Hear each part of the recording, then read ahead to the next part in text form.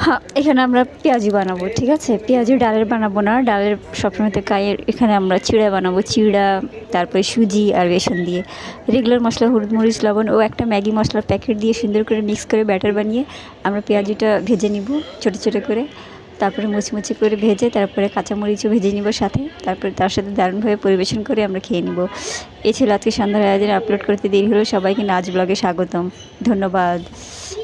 এই তো সুন্দর করে